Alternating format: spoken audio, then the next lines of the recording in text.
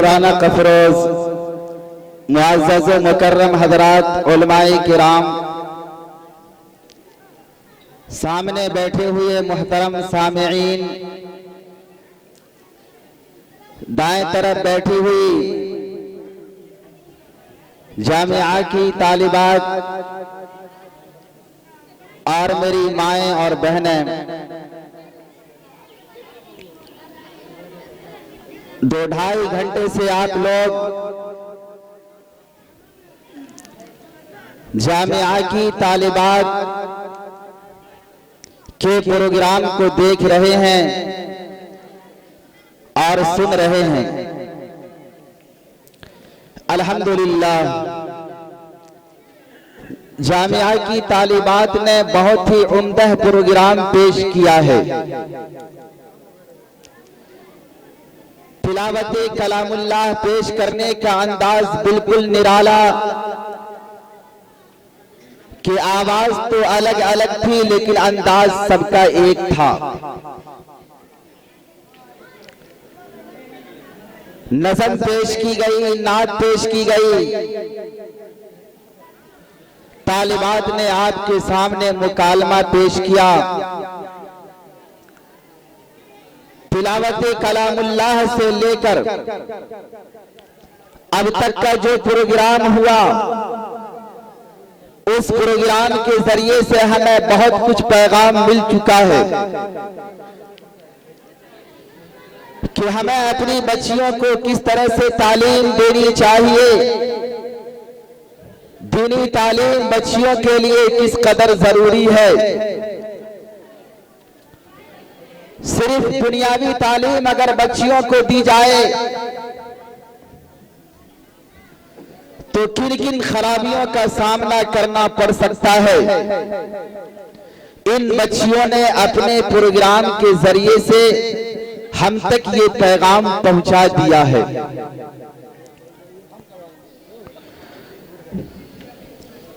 मैंने कुरान मुक़द्दस की आयत तिलावत की।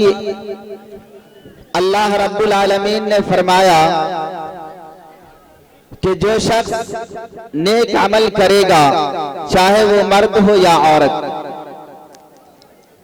हम उसको बेहतरीन जिंदगी अता करेंगे, बेहतरीन जिंदगी, पाकीज़ा जिंदगी अता करेंगे और उनको उनके किए का पूरा पूरा बदला देंगे। ये फरमान अल्लाह रब्बुल आलमीन का है। काली कमली वाले जनाब मोहम्मद रसूलुल्लाह सल्लल्लाहु अलैहि वसल्लम की एक हदीस आपके सामने पढ़ी गई।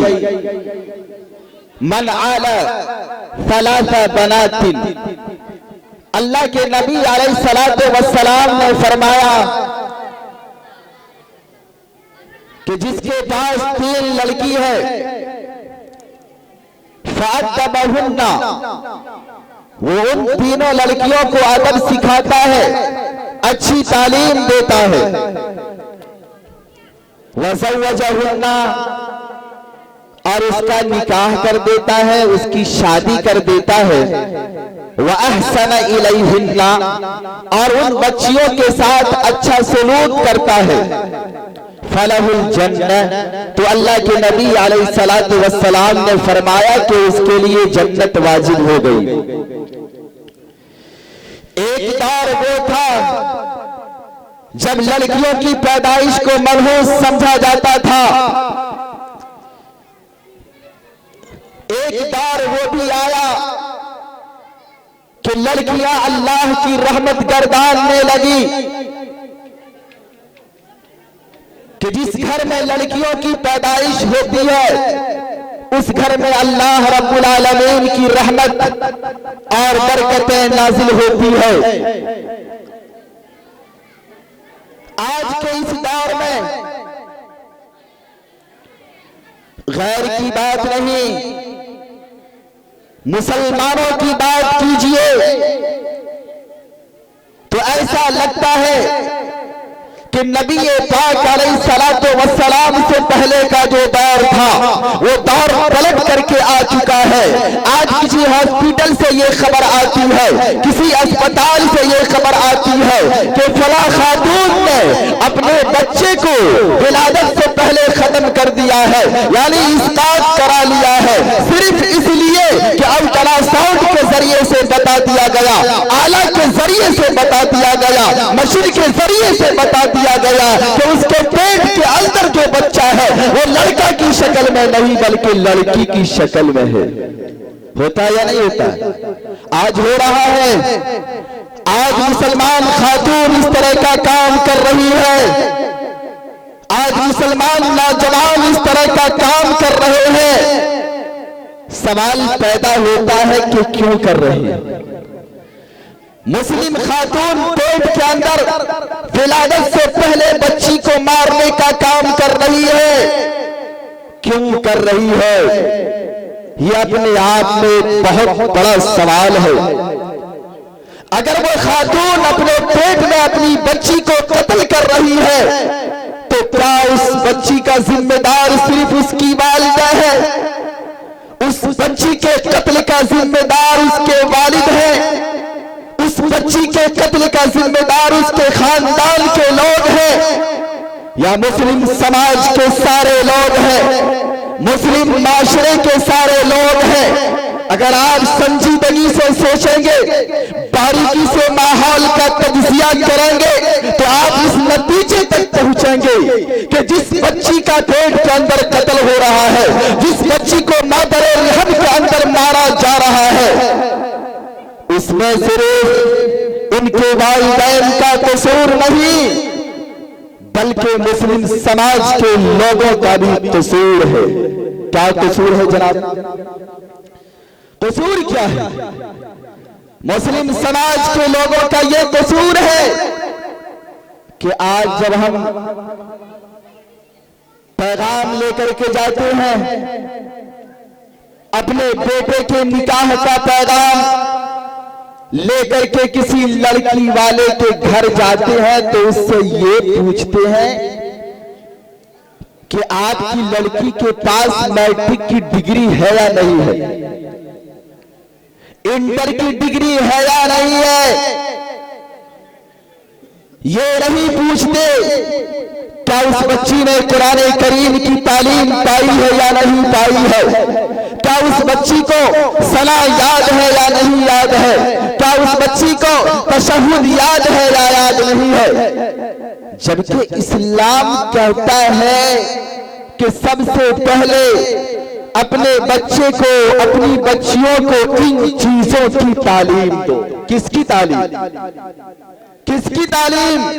कुरान और अहादीस की तालीम, वुजू के मसाइल जानने की तालीम, गुस्ल के फराइज जानने की तालीम। लेकिन हम इस्लाम के मानने वाले होकर के भी वो काम करते हैं जो गैर भी करने से शर्माता है। हमें तो ये पूछना चाहिए था कि आपकी बच्ची ने कुरान करीम की तालीम पाई है या नहीं पाई है, आपकी बच्ची को 40 हदीस याद है या याद नहीं है, आपकी बच्ची वुज़ू के फराइज जानती है या नहीं जानती है, गुस्ल के फराइज जानती है या नहीं जानती है। जब हमारे माशरे का माहौल बन जाएगा, हर लड़के का बाप इस तरह का सवाल करेगा कि तुम्हारी बच्ची कुरान पढ़ना जानती है या नहीं जानती है, तो हर बच्ची की मां चाहेगी, हर बच्ची का बाप चाहेगा कि जामिया जैसे इदारे में अपनी बच्चियों का दाखिला कराए। चाहेगा या नहीं चाहेगा? चाहेगा। नजरिया के बदलने से हमारा मदरसा आबाद होगा। लेकिन आज माँ बाप के सामने मजबूरी ये है कि हम बच्चियों को अगर दीन की तालीम देते हैं तो जब हमारे घर लड़का वाला पैगाम लेकर के आएगा तो हमसे ये सवाल करेगा कि तुमने अपनी बच्ची को इंग्लिश की तालीम दी है या नहीं दी है, तुमने अपनी बच्ची को हिंदी की तालीम दी है या नहीं दी है।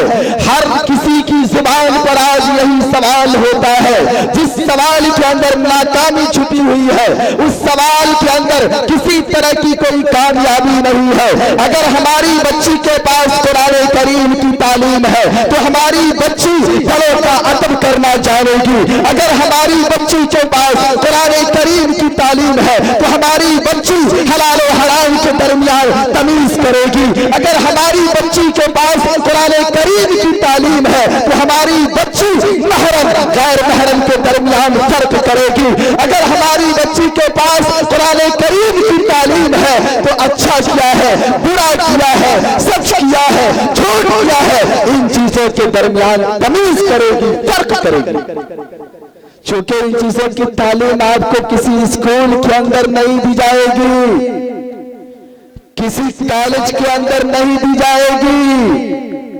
वहां पर तो सीएटी कैट कैटमिस बिल्ली, डीएजी डॉग डॉगमिस कुत्ता, कुत्ते बिल्ली की तालीम वहां दी जाती है। और कुत्ता बिल्ली की तालीम पर किसी सवाब का कोई वादा नहीं है। आपके बच्चे ने घर में बुक याद करना शुरू किया, सबक याद करना शुरू किया, सीएटी कैट, कैट फॉर बिल्ली, डीएजी डॉग, डॉग फॉर कुत्ता, कहा कोई सवाब नहीं मिला। लेकिन आपकी बच्ची ने, आपके बच्चे ने अपने घर के अंदर बैठकर कहा अल्हम्दुलिल्लाह रब्बिल आलमीन। उलमाए किराम मौजूद है, पूछिए कि सवाब मिला या नहीं मिला? मिल गया। यहां पर सवाब मिला, वहां पर कोई सवाब नहीं मिला। हम मुसलमानों की जिंदगी का मकसद सिर्फ दुनिया नहीं बल्कि आखिरत है, और आखिरत की कामयाबी का जीना जहां हो हमें वहां पहुंचना चाहिए। हमें अपने सफर का आगाज वहां से करना चाहिए, हमें अपने सफर की शुरुआत वहीं से करनी चाहिए। छोटा सा बच्चा है, उस छोटे से बच्चे को अगर आप किसी मदरसे के अंदर भेजेंगे तो कुरान करीम की आयत उसके ज़हन और दिमाग में बैठ जाएगी। और अगर आपने उस छोटे से बच्चे को किसी स्कूल की जीनत बनने पर मजबूर किया, किसी कॉलेज की जीनत बनने पर मजबूर किया, तो वो बच्चा चलेगा भी तो उसकी निगाहों के सामने कुत्ते की तस्वीर आएगी, बिल्ली की तस्वीर आएगी। क्योंकि वहां इसी चीज की तालीम दी जाती है। वहां ये नहीं बताया जाता कि तुम एक अल्लाह को पहचानो, वहां ये नहीं बताया जाता कि नबी पाक अलैहिस्सलातु वस्सलाम की सीरत को जानो, वहां ये नहीं बताया जाता कि हव्वा की बेटी हजरत फातिमा के किरदार को अपनाओ, वहां ये नहीं कहा जाता कि तुम्हारी अम्मा हजरत खदीजा ने जिस तरह से जिंदगी गुजारी है उस तरह से तुम भी जिंदगी गुजारो। वहां इन चीजों की तालीम नहीं दी जाती है। आप अंदर जाकर के तो जरा देखिए, हाँ वहां हवा में उड़ने की तालीम जरूर दी जाती है, सूरज तक पहुंचने की तालीम जरूर दी जाती है। हो सकता है आने वाले दिन में वहां आसमान तक पहुंचने की भी तालीम दी जाए, लेकिन एक ईमान वाला उसकी कामयाबी उसके अंदर नहीं है। एक ईमान वाले की कामयाबी कुरान और हदीस पर अमल करने में है, और ईमान वाला बच्चा या ईमान वाली बच्ची कुरान और हदीस पर उसी वक्त अमल कर सकती है और अमल कर सकता है जबकि उनके पास इन चीजों की मालूमात हो, इन चीजों की तालीम हो। आज हम कहते हैं कि मौलाना साहब क्या पुरानी बात करते हैं, क्या होगा कुरान पढ़ने से, हदीस पढ़ने से मुसलमान का बच्चा कामयाब हो जाएगा, मुसलमान की बच्ची कामयाब हो जाएगी। अगर मैं पुरानी बात करता हूं तो आपका हाथ भी तो बहुत पुराना है। हजरत आदम अलैहिस्सलातु वस्सलाम मुफ्ती साहब यही हाथ न लेकर के आए थे। आपका पैर भी तो पुराना है, 7,000 साल पहले हजरत आदम अलैहिस्सलाम इस जमीन पर आए थे। 7,000 साल पहले। तो आपका ये हाथ जो हजरत आदम अलैहिस्सलाम का हाथ था वही है, बहुत पुराना है, 7,000 साल पुराना है। आप इस हाथ को तो काट करके फेंक दीजिए, कोई नया ले आइए। पांव बहुत पुराना है, जो पांव के हजरत आदम अलैहिस्सलाम का था वही पांव जो हमारे पास है, इसको काट करके फेंक दीजिए। आप अपनी आंखें निकाल दीजिए, इसलिए कि आपकी आंखें बहुत पुरानी है। आप कहेंगे कि मौलाना साहब अगर हमने एक आंख निकाल दी तब तो लोग हमको क्या कहेंगे, काना काना, और दोनों निकाल दिए तो लोग कहेंगे अंधा। अगर हमने हाथ काट दिया तो लोग कहेंगे लूला, अगर हमने पांव काट दिया तो लोग कहेंगे लुगड़ा। पता चला है कि इन चीजों को काटा नहीं जा सकता, इन चीजों को अलग नहीं किया जा सकता। एक मुकम्मल इंसान होने के लिए इन चीजों की जरूरत है। अगर किसी इंसान के पास आंख नहीं है वो मुकम्मल इंसान नहीं है। अगर किसी इंसान के पास हाथ नहीं है वो मुकम्मल इंसान नहीं है। अगर किसी इंसान के पास पैर नहीं है वो मुकम्मल इंसान नहीं है, कामयाब इंसान नहीं है। तो जो पुरानी चीजें हैं हमारी, नबी पाक अलैहिस्सलाम से हमें मिली है, उन चीजों के अंदर हमारी भी कामयाबी है। उन चीजों को अलग करके कोई इंसान, कोई मुसलमान कामयाब नहीं हो सकता। अगर आप ये चाहते हो कि हमारी बेटी हजरत फातिमा का किरदार अदा करे, अगर आप ये चाहते हो कि हमारी बेटी हजरत आयशा सिद्दीका रज़ियल्लाहु ताला अन्हा का किरदार अदा करे, अगर आप ये चाहते हो कि हमारी बेटी हजरत खौला का किरदार अदा करे, अगर आप ये चाहते हो कि हमारी बेटी हजरत सुमैया का किरदार अदा करे, अगर आप ये चाहते हो कि हमारी बेटी हमारे लिए सर का ताज बन सके, अगर आप ये चाहते हो हमारी बेटी जहन्नम की आग से आड़ बन सके, अगर आप ये चाहते हैं कि हमारी बेटी दुनिया के अंदर कामयाब हो सके, अगर आप ये चाहते हैं कि हमारी बेटी आखिरत के अंदर कामयाब हो सके, तो आपकी बेटी को दीनी तालीम से आरास्ता होना जरूरी है। इसके अलावा कामयाबी का कोई और रास्ता नहीं है।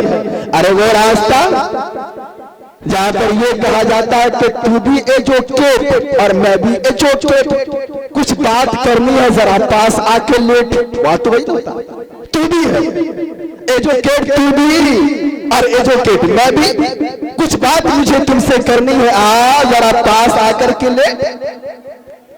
अगर वो तालीम जो उसे स्कूल के अंदर दी गई है, जो कॉलेज के अंदर दी गई है, किसी गैर महरम के पास लेटने से नहीं रोकती है, किसी गैर महरम के पास जाने से नहीं रोकती है, किसी गैर महरम के पास बैठने से नहीं रोकती है, तो ऐसी तालीम से बेहतर है कि हमारी बच्ची जाहिल रहे, अनपढ़।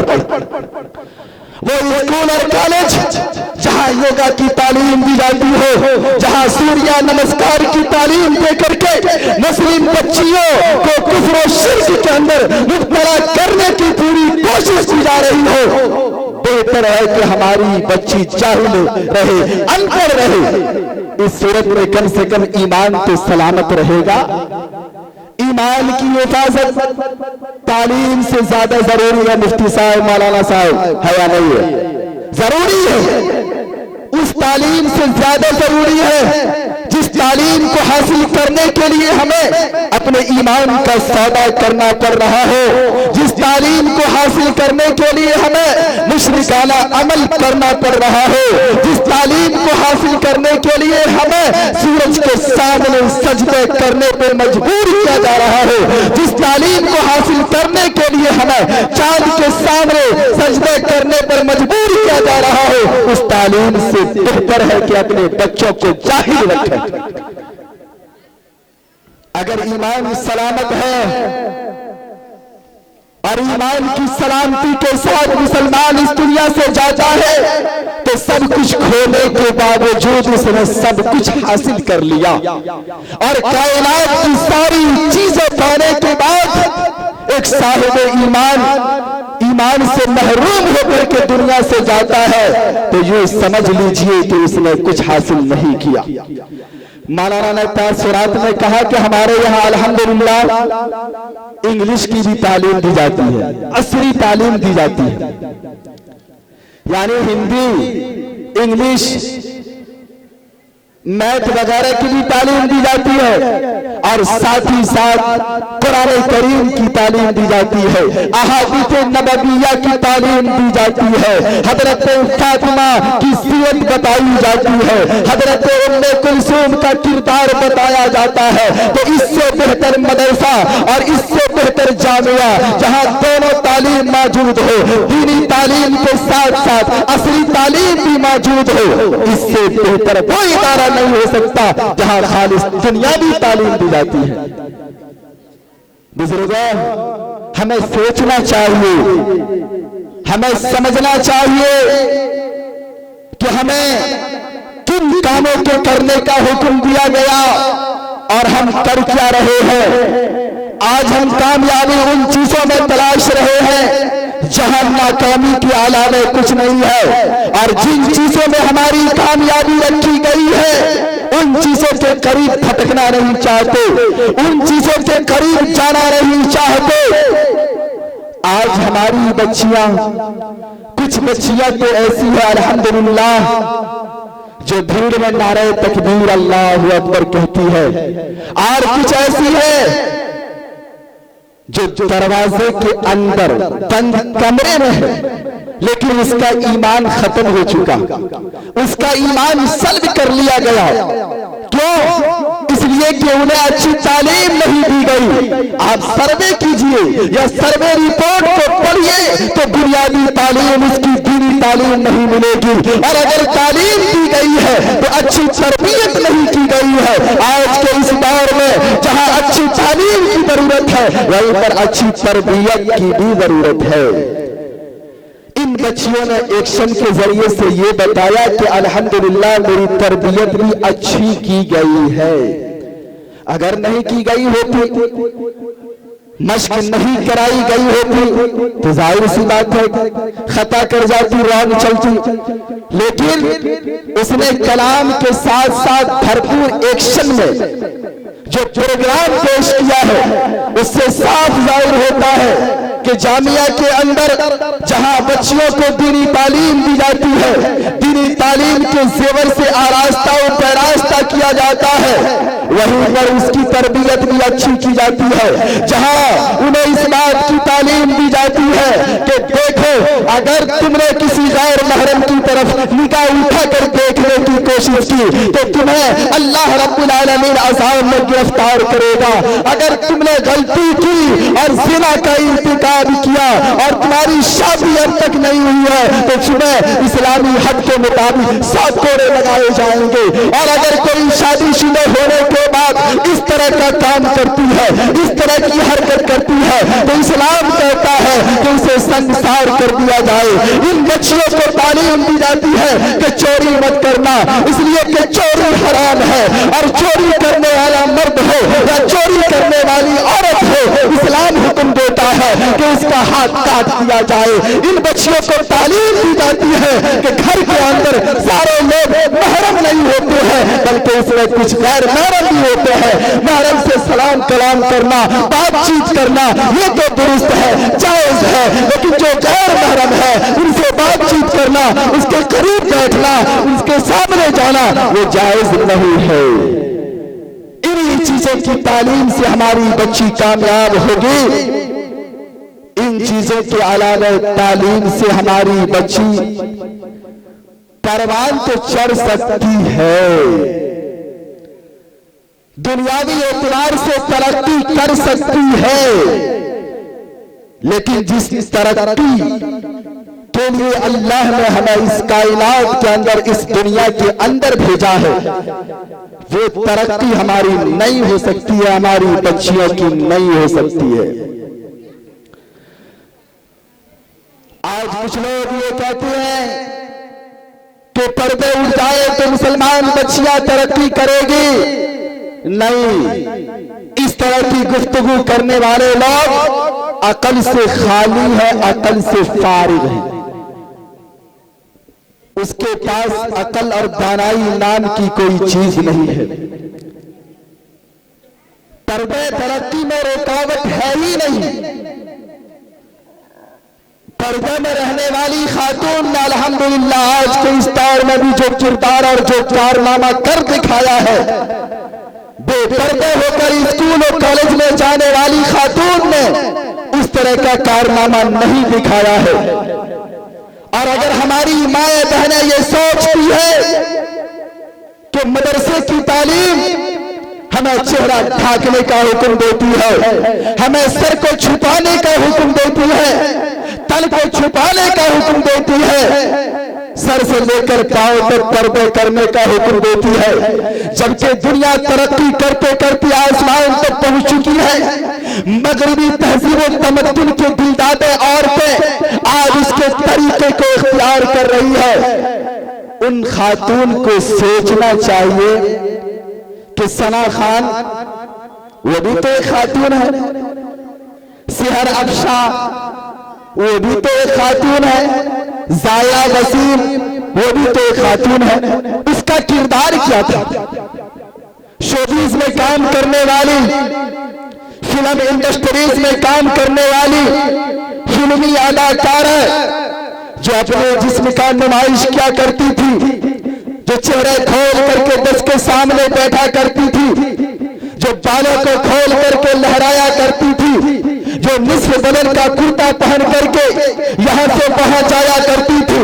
उन्हें इस बात का एहसास हो गया कि अगर हम दुनियावी इक़्तिदार से कामयाब होना चाहते हैं और दुनियावी कामयाबी के साथ साथ उखरवी कामयाबी चाहते हैं तो हमें इन चीजों को छोड़ना होगा, इन चीजों से तौबा करनी होगी। ये तो हाई लेवल की खातून न कही जाएगी।